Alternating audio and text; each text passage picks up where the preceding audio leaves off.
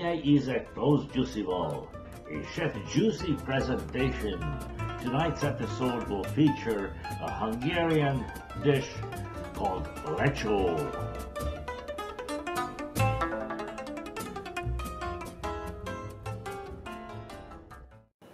I would like to welcome everybody to my kitchen studio.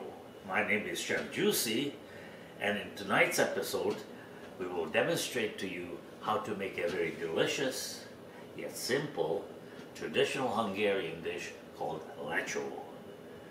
Lecho is usually made summertime outside in the backyard in a cauldron called a bogaraj. Unfortunately, this is not the season for it. I can't find the firewood under the snow, so we're going to do it inside in the kitchen. In Hungary, they have regional competitions. Who cooks the best Lecho? And I happened to attend one of those in one of my last visits, and I even managed to score a nice apron showing you the Lecho festival theme. The principal ingredients for this wonderful dish is, of course, a variety of peppers. Unfortunately, we do not have the Hungarian peppers because they're not in season. They're in season from about mid-August to about mid-September. However, I managed to get some nice green peppers, some red peppers, and of course, the hot banana peppers. The Hungarian hot banana peppers will give it a zing. The other main ingredient for this dish: tomatoes, onions, not to forget a lot of garlic. Just remember, garlic makes your hair nice and shiny. Also, to brighten up the flavors, we're going to be using some freshly chopped parsley. As far as the spicing is concerned, we're going to be using some Hungarian spice paprika, black pepper, salt, and thyme, of course, which is kakukkfű in Hungarian, and if you translate it back verbatim from Hungarian into English, it becomes cuckoo grass. But this is not the first time I mentioned that. This is strictly a vegetarian dish, especially if you prepare it with oil instead of lard that you're going to be using, because as Emerald Lagasse said, pork fat rules. But you can use oil, no problem. And of course, for your non-vegetarians, we'll be serving it with some good quality deli wieners or knackwurst, as I have it over here. Now, I'm going to have a little bit of a sidebar here as far as the wieners are concerned. If you are using wild, free-range wieners, make sure you tie them down, otherwise they might escape during the cooking process. I will not bore you with the tedium of chopping everything up, but thanks to the technology that we have on hand, in about 12 seconds, everything is going to be chopped up and be ready for cooking. We have the green peppers here, the hot banana peppers, and the red peppers. The purists claim to get the best flavor of a paprika is to just cut them into rings.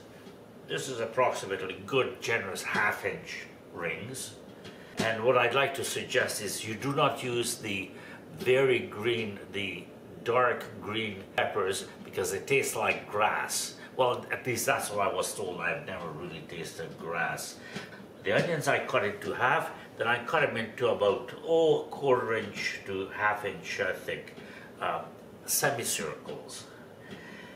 Tomatoes, the same thing. I cut them into 4, then I just cut them into wedges, which are about, half-inch wedges. As far as the proportions are concerned, well, for 4 people, I counted about 2 pounds of peppers, about 1 pound, pound and a half of tomatoes, 1 pound is enough, and about half a pound to 1 pound of onions.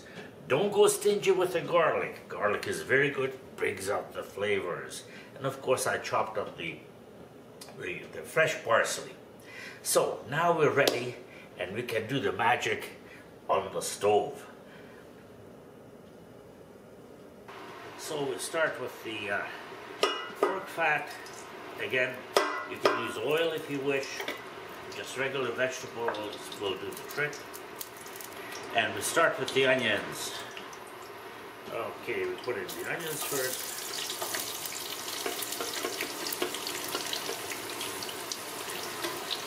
Actually, this is a good, generous pound of onions. I like a lot of onions. And we're going to saute this for about, 2-3 minutes until it starts to turn translucent.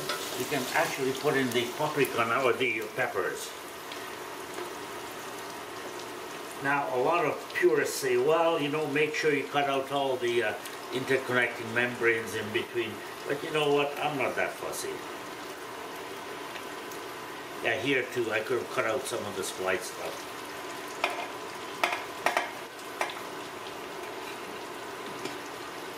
Now, it looks like it's going to be really full here, but don't forget this is going to collapse quite a bit in the cooking process. So we'll just do a little bit of sauteing of the peppers as well. And then after that, we're going to start layering the flavors by adding the spices, then the other aromatics, etc., etc., etc.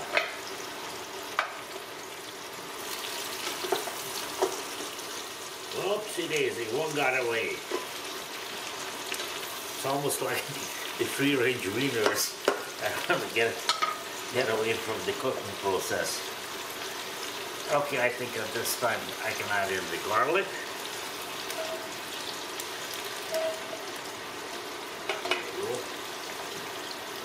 As I said, don't go stingy on the garlic. Garlic is very good for you. It's good for your good for high blood pressure. That's how I got mine. And also it gives it a wonderful flavor.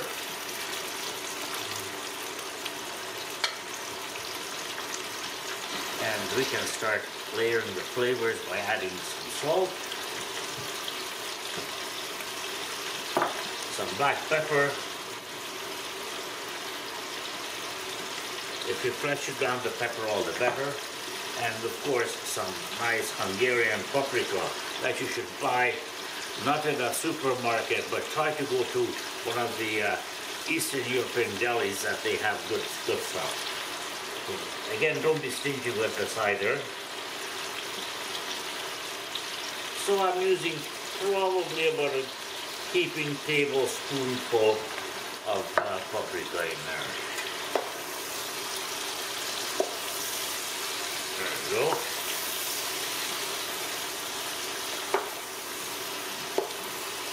I think we can add some more in there.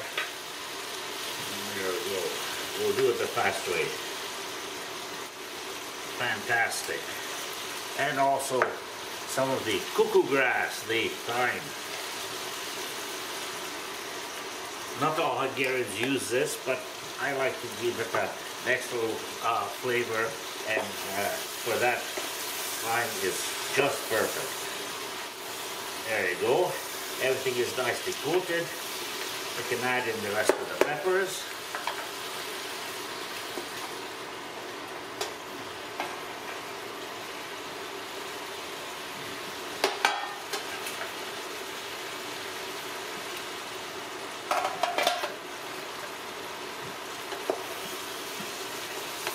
Oh, this is going to be one happy dish, let me tell you.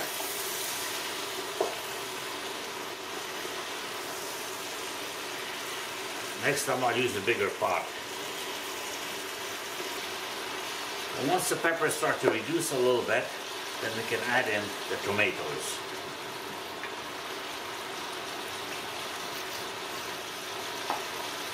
You know what? I'm going to switch into a larger pot. I'll be right back. Here we go. This looks much better. How's that? Okay, so let's add on the let's add in the tomatoes.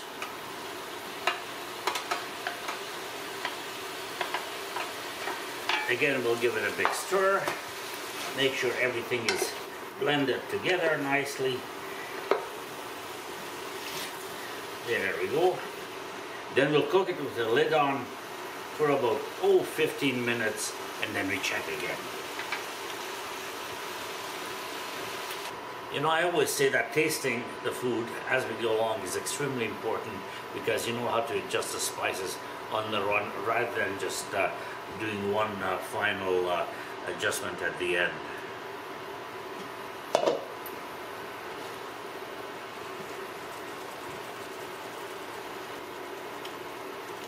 Well, one thing I can tell you, it's hot. Also, it's a little bit spicy from the banana peppers. Otherwise, the salt might have to be just a little bit more later on. But we'll just go with this as we are.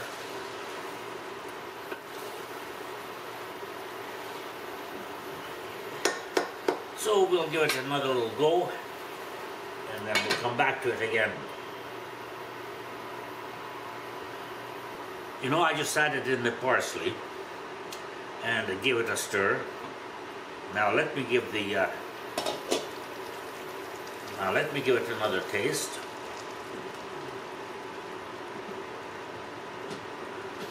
The sweetness of the tomatoes and the contrasting peppers are a wonderful combination, of course, with the onions and the lots of garlic. Now, if you noticed, I didn't add any liquid to it, and you don't need to, provided that you're using nice plum tomatoes.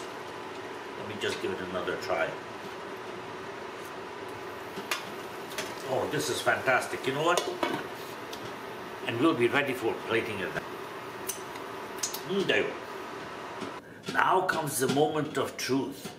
You can serve the lecho as a side dish, or you can serve it on a bed of rice if you want to make it a complete dinner. And of course, for the non-vegetarians, you can serve it either with some roast meat or good quality deli wieners. So let's give it a try. Okay, we'll put some rice in the middle here, because you know the chef has to eat, otherwise you know we're going to be in big trouble if he stays hungry. And from what I was told, I get very grumpy when I'm hungry, so I might as well eat something. Here you go, it's beautiful. Look at that. And the soft is there. The sauce is nice and thick with the tomatoes and with the peppers. And there we go. We'll do a little bit of decoration. We're going to put a couple of pieces of hot banana pepper on there, and some parsley leaves, and another one just for the hell of it.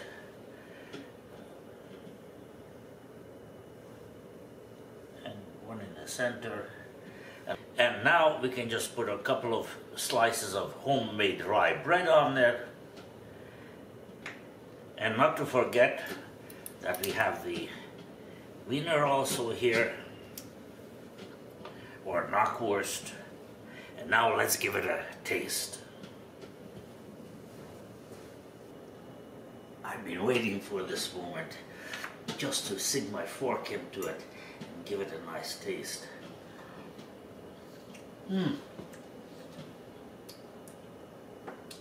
The peppers still have a nice little crunch. The tomatoes also still have some texture. They're not cooked to the point where everything is a mush. The flavors combine so nicely with the garlic and the onions. And let me see.